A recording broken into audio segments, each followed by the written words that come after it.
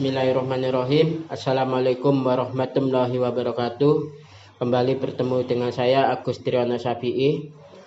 Untuk kali ini saya mencoba untuk menghadirkan satu kajian yang cukup menarik yang berjudul ego. Mungkin teman-teman cukup populer dengan kata-kata ini, dengan istilah egosentris atau egois. Tetapi sesungguhnya ego ini berasal dari istilah ilmu psikologi, khususnya dalam teori psikoanalis yang dibawa oleh Sigmund Freud. Sigmund Freud memperkenalkan dinamika perbuatan seseorang itu dipengaruhi oleh tiga unsur atau terdapat tiga unsur, yaitu id, ego, dan superego. Id menurut Sigmund Freud berisi dorongan-dorongan impuls yang terdiri dari naluri bawaan lahir. Sementara ego yaitu satu kesadaran yang prinsipnya realistis. Sementara superego berisi norma-norma sosial, norma-norma nilai, atau norma-norma agama. Dari ketiga unsur tersebut,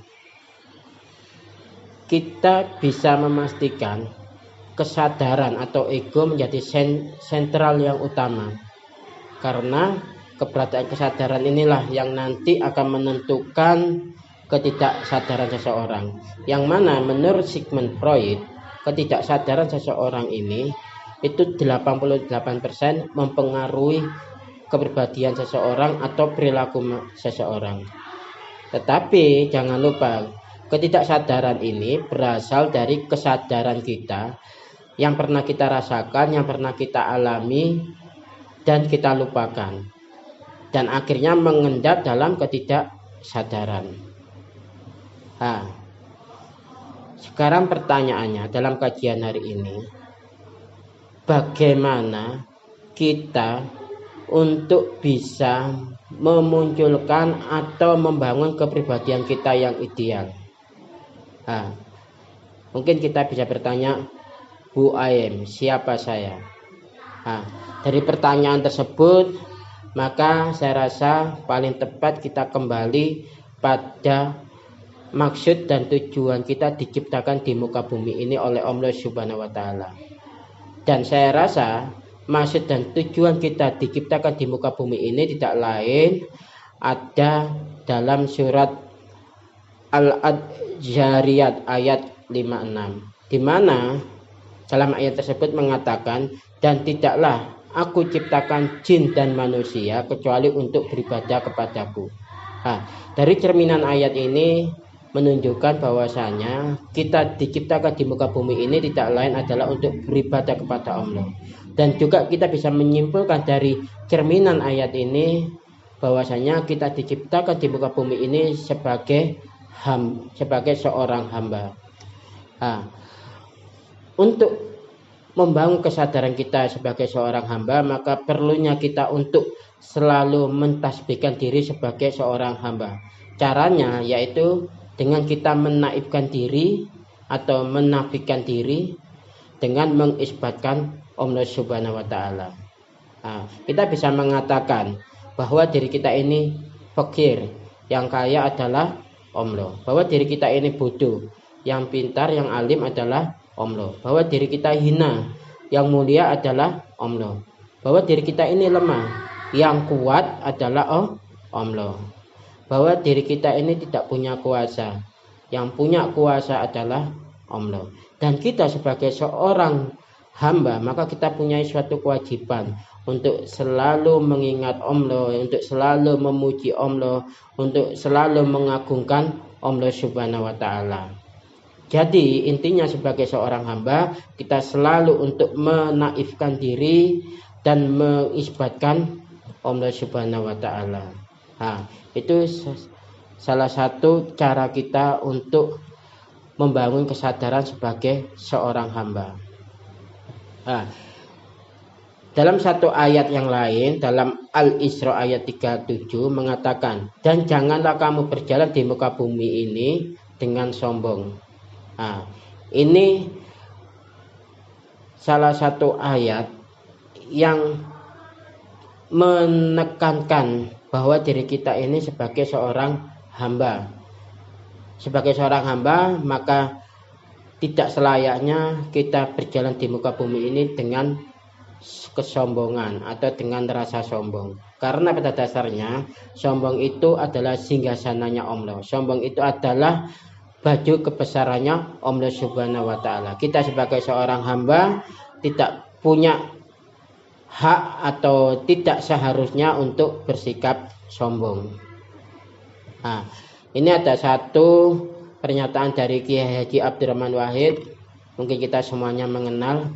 Beliau mengatakan, orang yang masih terganggu dengan hinaan dan pujian dari manusia, maka dia masih bisa dikatakan hamba yang amatiran.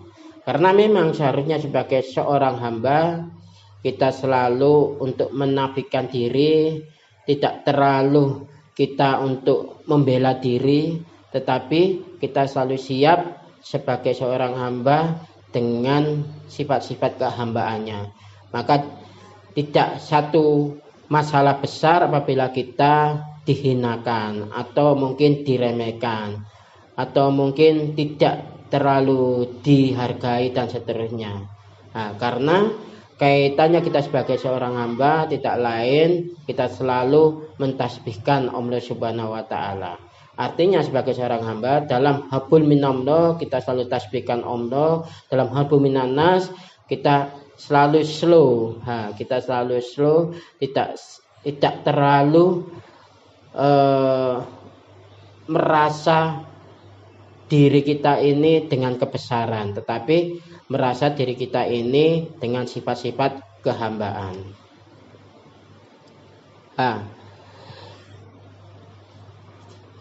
Tapi menariknya kita sebagai ciptaan Allah Subhanahu wa taala, ya sebagai makhluk ciptaan Allah Subhanahu wa taala, kita ini punya satu sisi di mana kita diciptakan di muka bumi ini sebagai khalifah.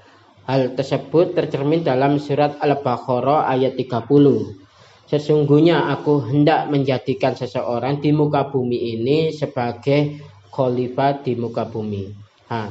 Saya rasa ayat ini memastikan atau menunjukkan bahwasanya kita diciptakan di muka bumi ini sebagai seorang khalifah.